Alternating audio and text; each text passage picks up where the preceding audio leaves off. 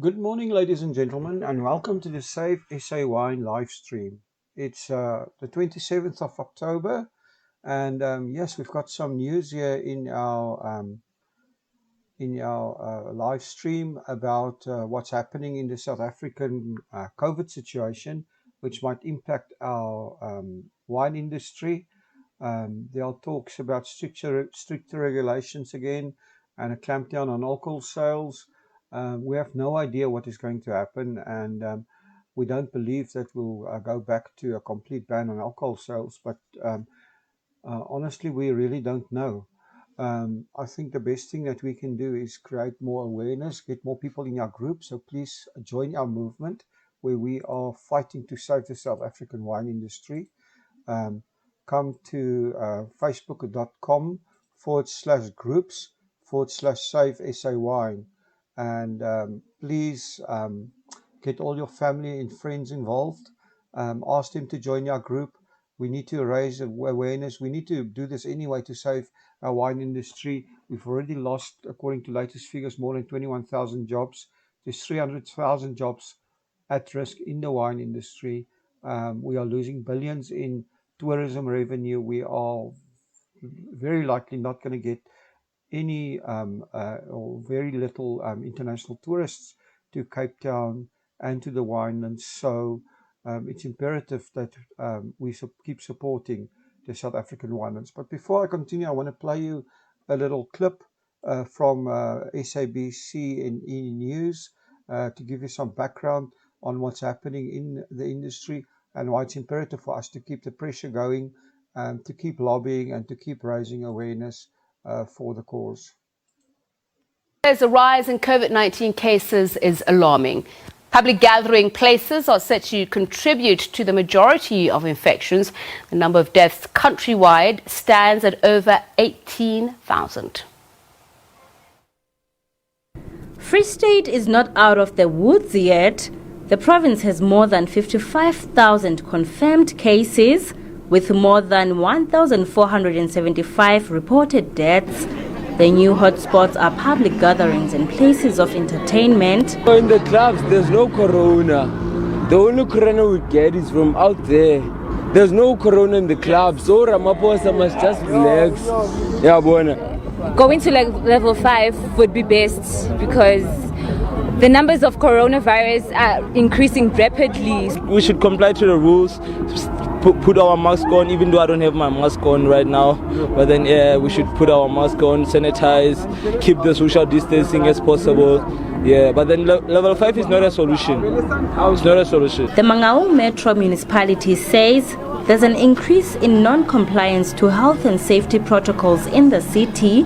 We want business, entertainment places to be very sensitive because this is where we've picked up a problem as the city.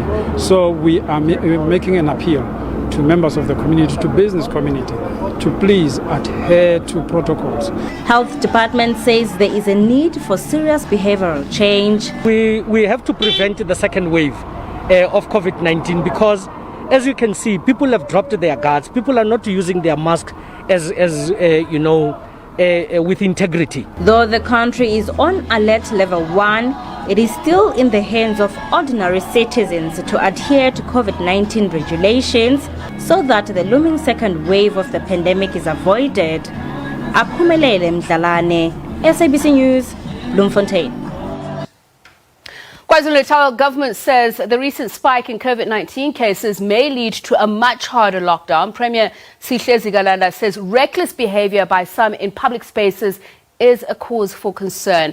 There are currently over 122,000 confirmed cases of coronavirus in KwaZulu-Natal.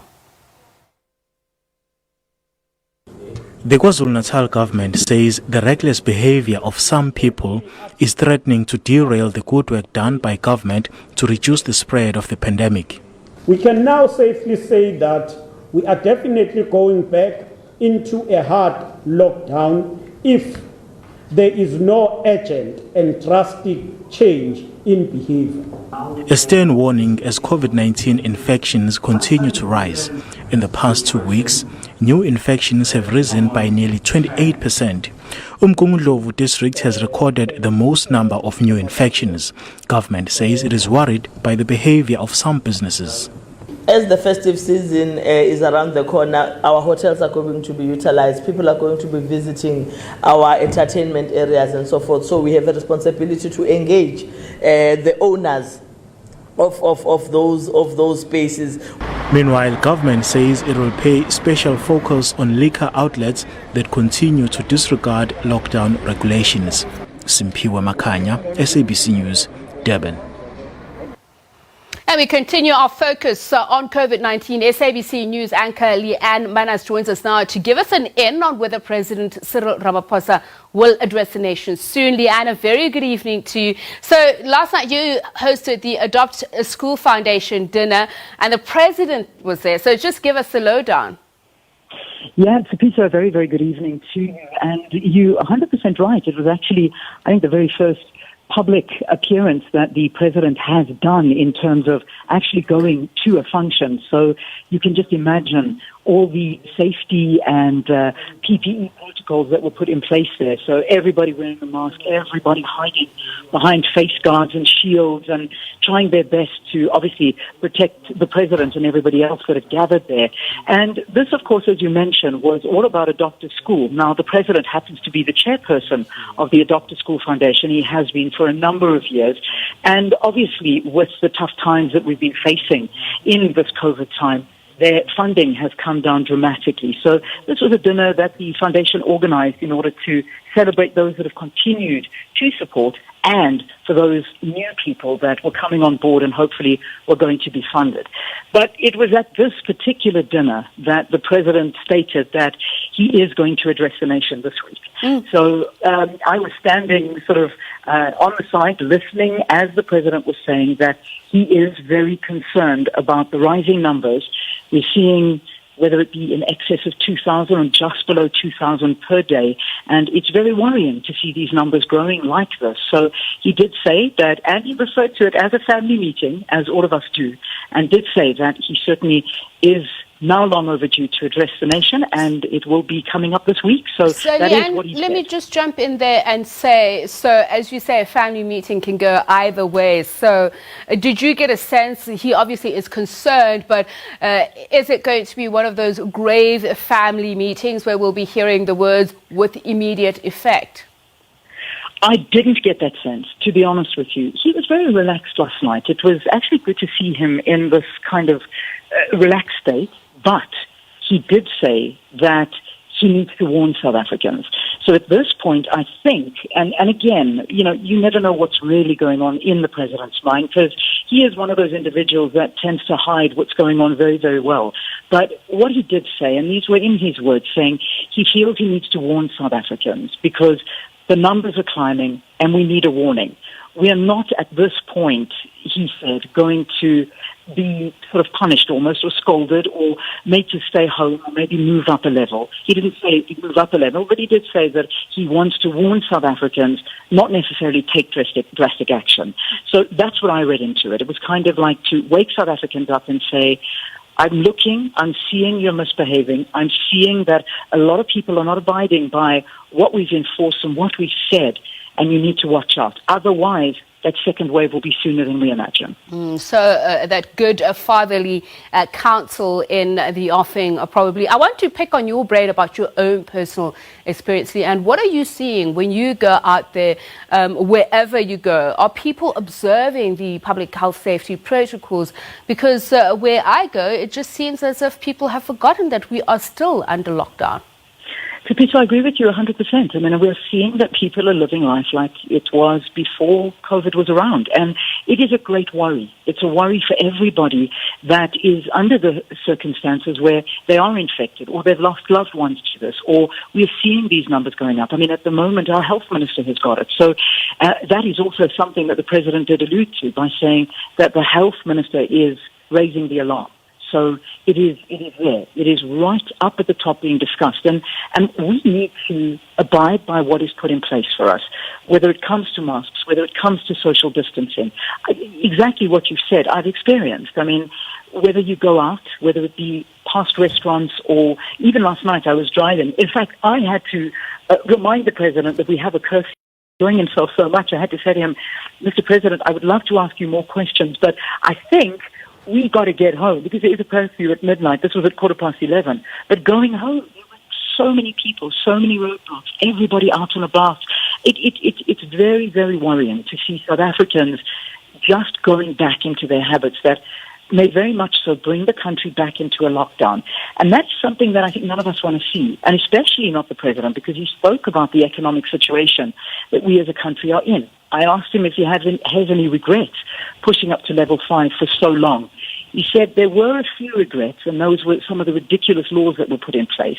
One of them he alluded to was not being able to buy open-toe shoes and short pants. He said, there were very stupid rules, but given the situation again, would he go to level 5? Absolutely yes, because it is saving lives over the economy, and that is the route that he goes. That's a good note to end it on, to remind us that we are still under lockdown, as you say, and the President is gravely concerned about the rising figures. Morning Live anchor Leanne Manners, catch her at 6 in the morning, and we'll also be speaking to the WHO Regional Africa Director about Africa's own figures, the reliability of data, as many people in the Northern Hemisphere question why the continent is handling this so well. So Dr. Matsidi Somweti will tell us about this, including the rapid diagnostic tests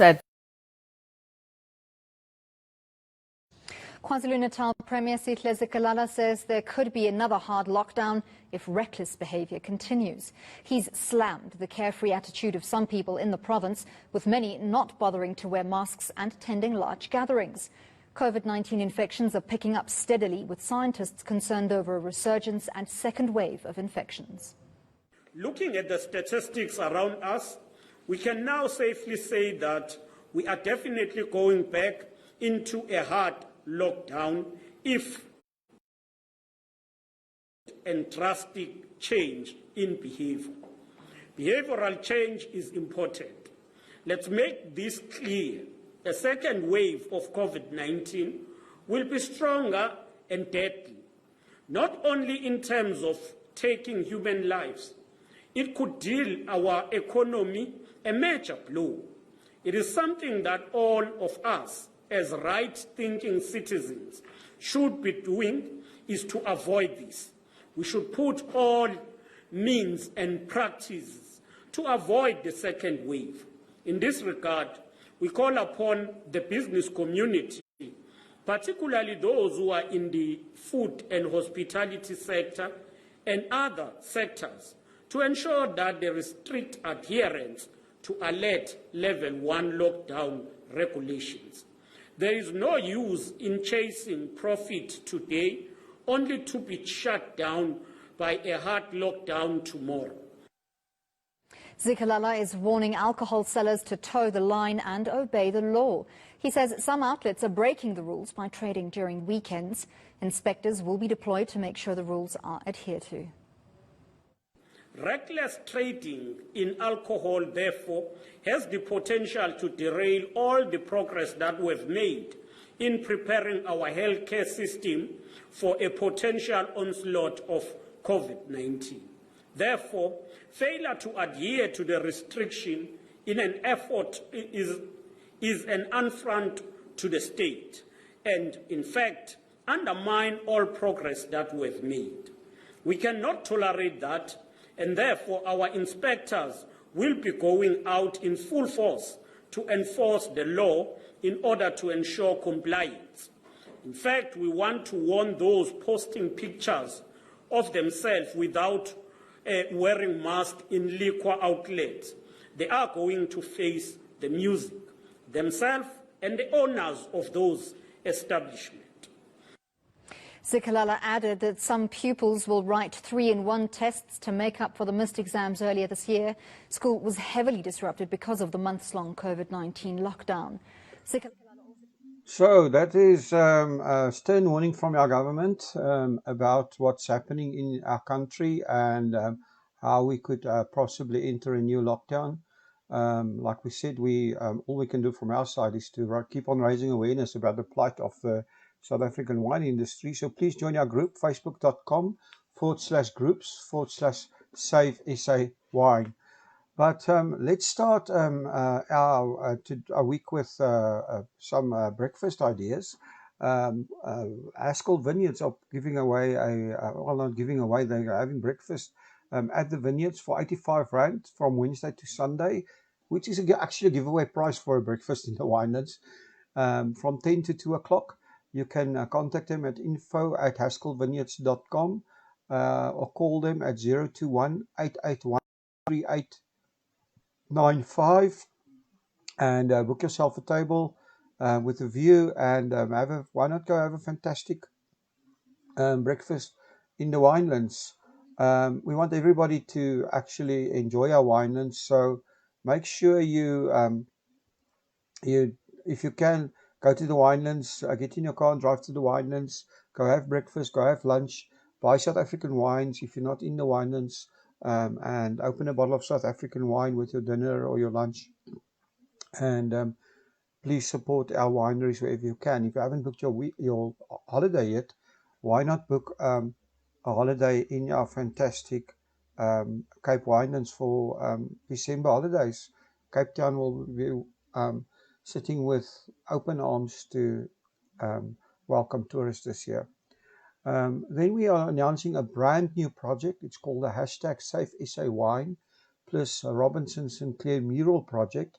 Let me explain a little bit more. If you know a small producer, well, let's just start about what the project is. Across the Robinson and Sinclair building in Cape Town, there is a corner building at 192 Loop Street, where the building really looks horrible, and they've taken the initiative to paint the building with the #SafeSAWine mural, which is going to be done with a company called Baz-Art. So we are partnering with Robinson Sinclair and Baz-Art in taking over this corner building, and we will pretty it up with the SafeSAWine mural, and also some wine farms that will paint sponsor murals on this wall. There are spaces available. We'll give more details, but this mural will debut on the first Thursday's Cape Town in December. So that is the first Thursday in December. So first Thursday is a Cape Town initiative to get people to the city centre, which is very, very popular. I think that will be the 5th.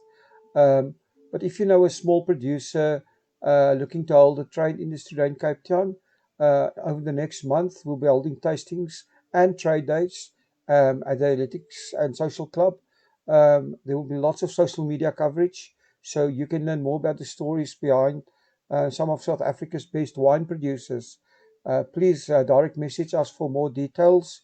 Like I said, this is done in connection with Robinson and Sinclair and Baz-Art, and of course Uncorkified's Erica Taylor. You can contact Erica. All the links are in the description. And Erica just said that this project is launching on the fantastic feedback for the #1660 campaign. Thank you to everyone that supported this campaign.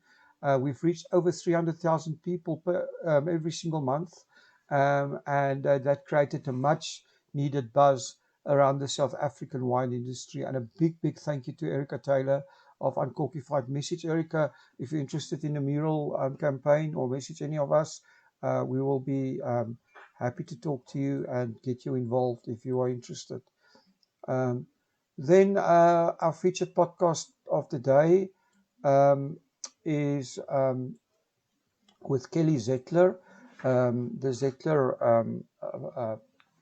farm stall is very popular along the R44. It's been there for a number of years. Very interesting place to visit. It's called the Thirsty Scarecrow, and anyone that's been down that R44 has seen the scarecrows. But let Kelly tell us the story, and we'll be back tomorrow morning with a live stream. We've changed our live stream format to mornings only for now, but we'll do a longer live stream in the mornings, 8:30 every morning on weekdays. We'll be doing a live stream, but we will be posting more videos during the day, so keep an eye out for that. But without wasting any further time, over to first a little explainer video about the Thirsty Scarecrow, and then my interview with Kelly Zettler.